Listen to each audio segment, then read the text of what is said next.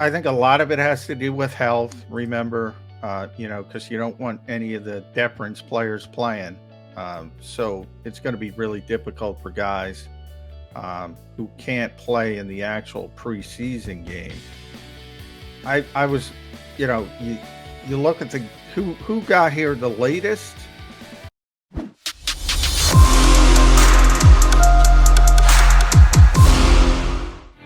He's John McMullen. I'm Jody McDonald. We are Bird 365, the Mac and Mac guys. Johnny Mac heading down to Miami to be in attendance for both of the joint practices the next couple of days and then the game on Saturday.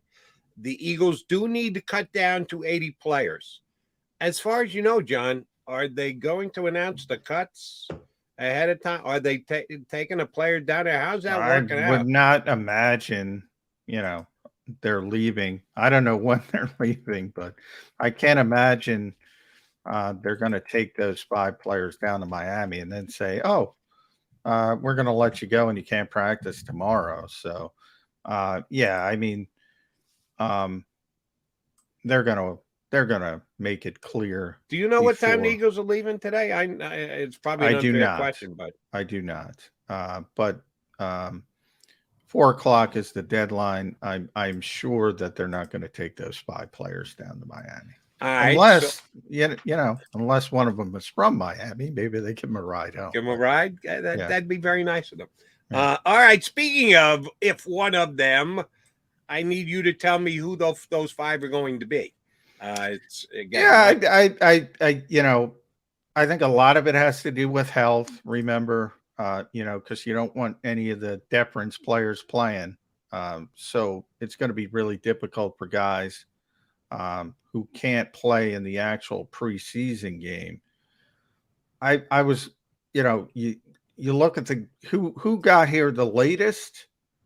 Uh, it would be right tackle Jared Williams, who, if you remember, excuse me, he was brought back. He was signed as an undrafted free agent, but he was brought back when Jordan Mailata and Andre Dillard both had the concussions at the concussions, same right? time, and he was brought back because they needed a body. Well, they don't really need that body anymore. So to me, he would be a likely one. Same thing with DeAndre Torrey at running back. He was brought in because Kenny Gainwell was dealing with a hip, and Boston Scott had a concussion.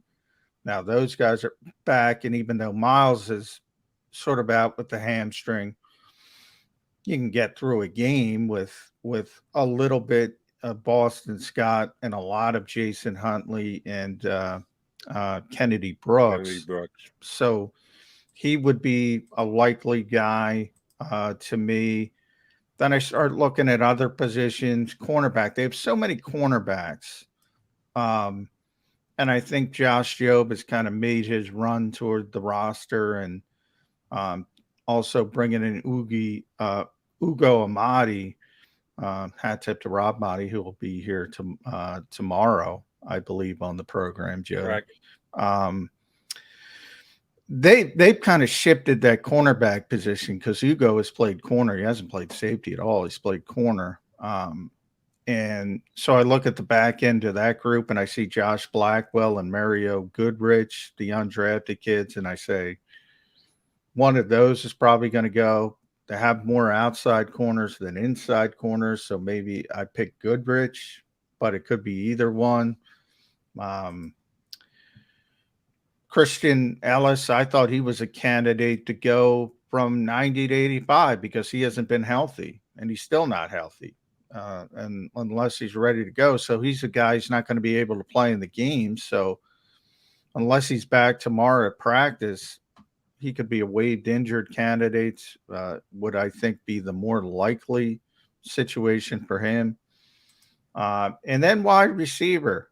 A lot of numbers there. So you say, okay, who's the first to go at wide receiver? I think Devin Allen saved himself for another week with the home run in Cleveland, and maybe they want to see him return a kick or something. Maybe just try it. Same thing with Britton Cub. He hasn't really done much, but I think they want to look at him as a returner still in case they move Jalen Rager. John Hightower. It's time. John Hightower. You and I have 4 of the 5 same guys. The only one that I would probably go in another direction is because they didn't cut Ellis last time when he was hurt and going from 85 down to 80. There must be something they really like about him and that they want to give him one last chance to take one last look at him. And I think he's going to survive another week. I think Kobe Smith, and I saw him, he played a goodly amount last week, and he didn't make any plays. There were a bunch of guys that fell into that category for me last week, that this was kind of your make it or break it week. Now, I don't think either one of them are going to be on there. When we get to 53, all these names are going to be really easy. Cut. But this week, there's some debate on it. And Kobe Smith has shown me nothing. You're there every day at practice. Yeah, that's a good one. That's a good one. And you're right about Ellis. I thought about that as well. I was like, well, why didn't they cut him 90 to 85? So yeah, it wouldn't surprise me if Kobe Smith is one of them. That's a good one. So there's a number of names fans should be looking for, but the only splashy thing that could happen at this deadline would be a trade. You see some of the trades starting up. Our old friend Nick Mullins gets traded.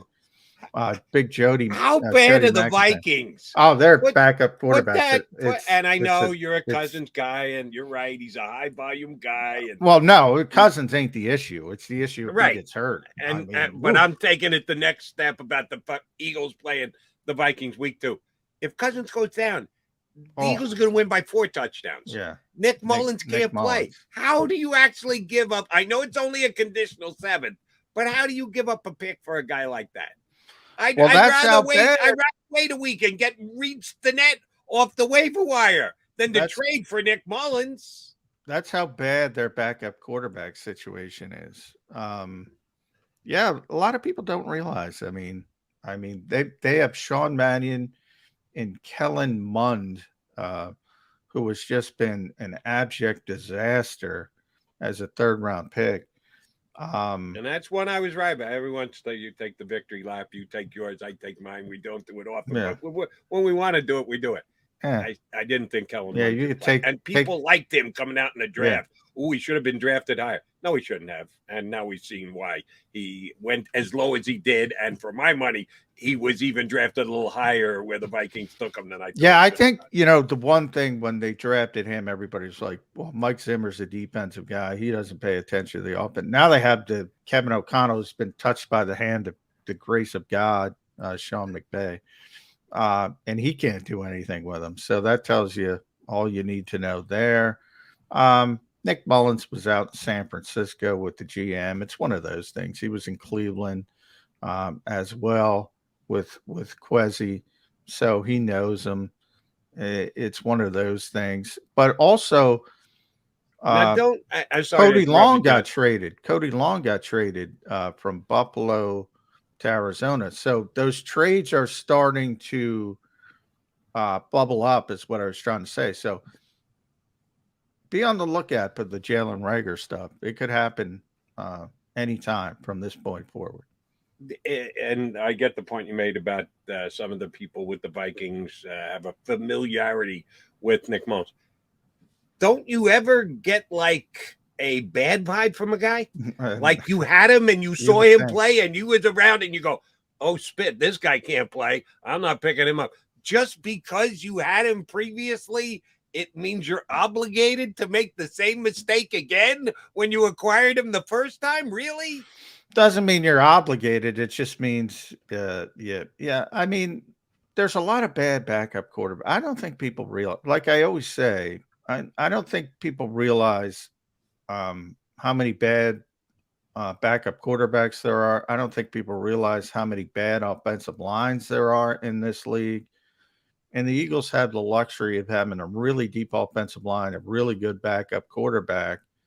And, people are killing Gardner Minshew. Is Reed Sinnett you read some of that stuff. I don't want to pick on guys. Is Reed Sinnett going to beat out Gardner Minshew? No, not in a million stinking years would that happen, because at least Gardner knows how to play the position, and he's exactly what you want in a backup quarterback, a guy who can come in for a game or two, get you over the hump, make sure the offense doesn't go off the rails. Yeah, there's not 32 starters. There are literally 32 starters in this league, but there aren't 32 quarterbacks in the world who deserve to be NFL starters. Now, let me ask you a quick question, because we got Alan Popar joining us briefly from Sports Illustrated, who covers the Dolphins. Here's one of the questions I'm going to ask him.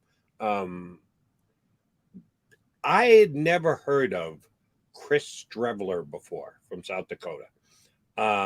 He has now won 2 weeks in a row, games late for the New York Jets. Yeah. Not first, not second, not third. 14th quarterback. He's come in, made some big plays, rallied the Jets over the Eagles last week, and last night brought them back from the edge of defeat against the Falcons and got a W. He was on the Dolphins practice squad last year. Oh, was he? I don't know this guy a little bit. So was Reed. That's where they're a quarterback factory. That's where Reed Sinnett came from. That's true. Maybe he beat out Chris Streveler. If that's the case, shame on the Dolphins. We got to ask. That's another thing we'll ask Alan, because this kid's looked good 2 games in a row. The Jets' 4th-string quarterback is better than the Vikings' 2nd-string quarterback, because he's sure as hell better than Nick Mullins. I'd tell you that right now. Yeah, backup quarterbacks are. Nick Mullins is. I think you're too harsh on Nick Mullins. He can't play. You know, when he came here, he was coming off, I think it was elbow surgery. It was either elbow or shoulder. He couldn't throw the ball when he was here. He's getting healthier. He played okay as a backup in San Francisco. They won because of their defense. They won. You're not a big Jimmy G guy. Jimmy G can do laps around Nick Mullins. Oh, I agree with that. But I'm just saying he did okay as a backup quarterback. There's a lot of crappy backup quarterbacks, Jody. A lot of bad backup quarterbacks. There are some. All right. He's John McMullen. I'm Jody McDonald. We're going to take a quickie timeout. Come back. Alan Popar from Sports Illustrated, who covers the Dolphins. McMullen's going to run into him on the sidelines tomorrow or the day after. Hopefully. I got to get down there, hopefully. If the plane gets him there, true. Travel permitting, Johnny Mack will be down there. We know Alan's going to be there, because all he's got to do is drive over to the practice facility. He's driving now. We'll get him live from his car next here on Birds 365.